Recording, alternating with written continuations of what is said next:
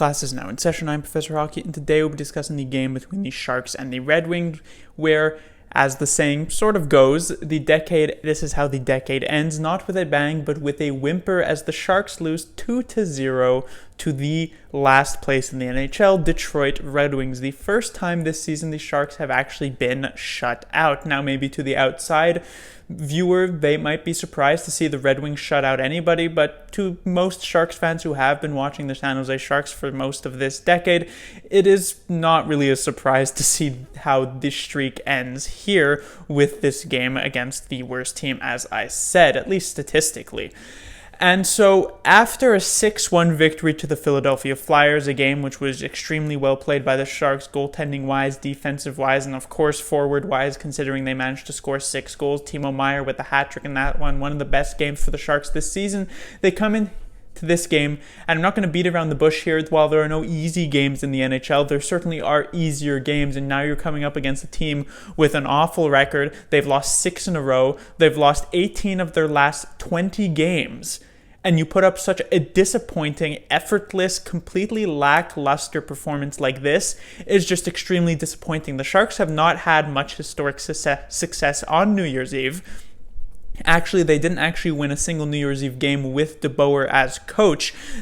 3 years ago, they lost to the Kings 3-2 on the December 31st. Then it was a 6-0 loss to the Stars, and then just last year, an 8-5 loss to the Flames. And yet this loss feels the worst, while it wasn't 6-0 like that game against the Stars, losing 2-0 to, again, the worst team in the league, at least statistically, especially when you're a Sharks team that's looking to claw your way back close to a playoff position, is just extremely disappointing and mostly unacceptable, especially with how the last game went.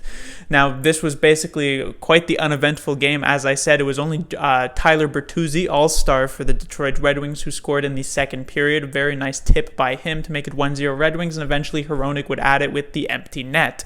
Now, the first thing to talk about would be, I guess, Martin Jones. This was a game where I could likely just exclude Jones. He played pretty decent. He had no chance on the Bertuzzi goal, and otherwise there weren't that many great chances from the Red Wings side. There was that first power play where they had a few good chances. Jones had to make a couple nice saves, but otherwise they were mostly routine for the game, and so Jones certainly did his part in this game.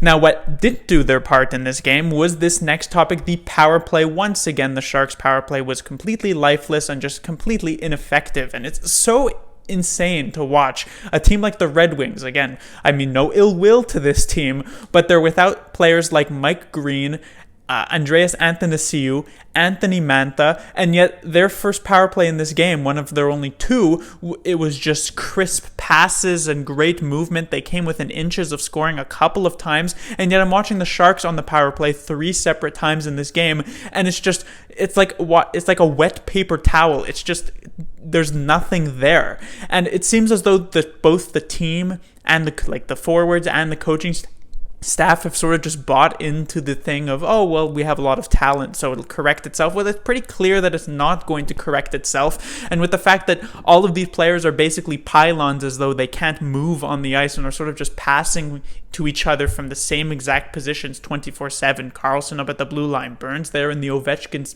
place, so LeBanc along the other side of the wall. It's just so predictable that 4 AIs could likely defend against this power play from the San Jose Sharks, and it again does absolutely nothing here tonight, and I don't see how it's going to change besides a couple lucky goals here or there like they've gotten in the past 20 or so games without some sort of systematic movement. I guess next to talk about on the bit more positive side would be the Sharks' fourth line. Now, I guess maybe this isn't as positive as it could possibly be, because this was potentially the Sharks' best line of the night. I felt like Suomela, Shellman, and Nason actually had a few good chances. Unfortunately, Nason takes a really dumb penalty in the last few minutes of the third period, which definitely made it more difficult for the Sharks to catch up in this game. But then again, what were the odds of them doing it on a game like tonight? I'm not entirely sure, but otherwise I thought the fourth line had some jump to it. So even though Melker Karlsson went down and it was a wonder if the fourth line would respond, it was nice to see Suomela fit in quite seamlessly. And in other good news, the Shemek-Ferraro pairing I was extremely impressed with tonight, and I feel like they've had a couple of very good games. Now, when Shemek and Burns had originally been separated, I thought maybe we would see this pairing together, but but instead Ferraro was put with Burns, and it was Dillon with Shemek, and that was okay, but it didn't really work out all that well. But Shemek Ferraro has been extremely impressive to me. I really like how they work together. Shemek is certainly at his best when he's barely noticeable, and that was certainly what was the case here tonight. He made a few very solid defensive plays. All was good in his own end. Just going back to the Flyers game, he had that very nice, or it was the Kings game actually, he had that very nice play on the Joe Thornton first goal of the year. And so also Ferraro, I should mention, has been making some very nice offensive plays, was really jumping up in the play. Shemek was covering him well. It was sort of like watching a mini Burns with Shemek of last year. And so hopefully that pairing can grow moving forward. But that will do it for this review. The Sharks will be back in action on Thursday in the new year, first game of 2020, and it'll be against the Pittsburgh Penguins, a team just decimated by injuries this season, but keeps finding ways to win anyhow. The Sharks will look to avoid losing another game and just continue to try and get back into a playoff position against the team that defeated them in the 2016 Stanley Cup Finals. Happy New Year, and class dismissed.